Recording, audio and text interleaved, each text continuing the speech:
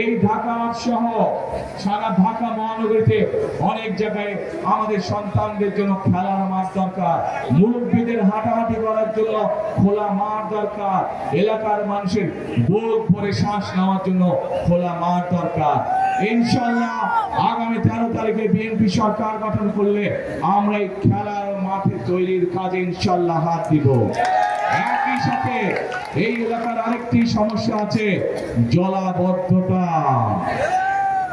আজ আপনাদের সামনে আমি পরিষ্কার ভাবে বলে দিতে চাই, ঢাকা ৮ সহ ঢাকা মহানগরী সহ সকল পর্যায়ে যে জলাবদ্ধতা আছে সবচাইতে দ্রুততার সাথে ইনশাআল্লাহ এই সমস্যার সমাধান আমরা করব ইনশাআল্লাহ। কৃষি কার্ড দিতে চাই, যার মাধ্যমে আমরা তাদের কাছে সরকারের যে সহযোগিতা ডাইরেক্ট আমরা সেই সহযোগিতা তাদের কাছে পৌঁছতে চাই। শুধু তাই নয় প্রিয় ভাই বোনেরা, আপনাদের আত্মীয় স্বজন পরিজন অনেকেই আছেন কৃষক বা কৃষি কাজের সাথে জড়িত। এর ভিতরে যাদের 10,000 টাকা পর্যন্ত কৃষি ঋণ আছে, সেই কৃষি ঋণ ইনশাআল্লাহ সুদ সহ আগামী বিএনপি সরকার মওকুফ করবে সারা দেশে।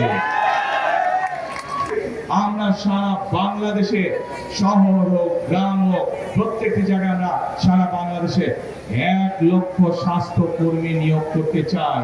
এই স্বাস্থ্য কর্মীরা শহরেই হোক, বিশেষ করে খেটে খাওয়া মানুষ যারা আছে প্রত্যেকের ঘরে ঘরে যাবে, ঘরে ঘরে গিয়ে বিশেষ করে মায়েদেরকে, বিশেষ করে মেয়েদেরকে, বিশেষ করে শিশুদেরকে ছোটখাটো অসুখ যেটা ঘরে বসে চিকিৎসা দেওয়া সম্ভব সেই চিকিৎসা তাদেরকে দিয়ে আসবে, যাতে করে মা বোনদেরকে কষ্ট করে হাসপাতালে যেতে না হয় এবং যাতে করে অসুস্থতা বেশি হওয়ার আগেই যাতে মা বোনেরা সুস্থ হয়ে যেতে পারে।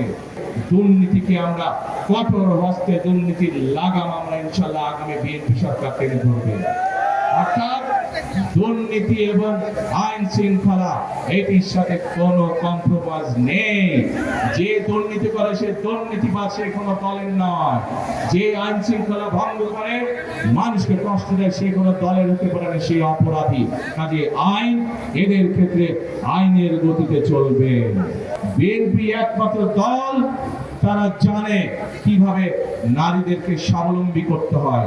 বিএনপি একমাত্র দল তারা জানে কিভাবে দুর্নীতিকে কঠোর হস্তে দমন করতে হয়। বিএনপি একমাত্র দল তারা জানে কিভাবে আইন শৃঙ্খলা পরিস্থিতির নিয়ন্ত্রণ করতে হয়।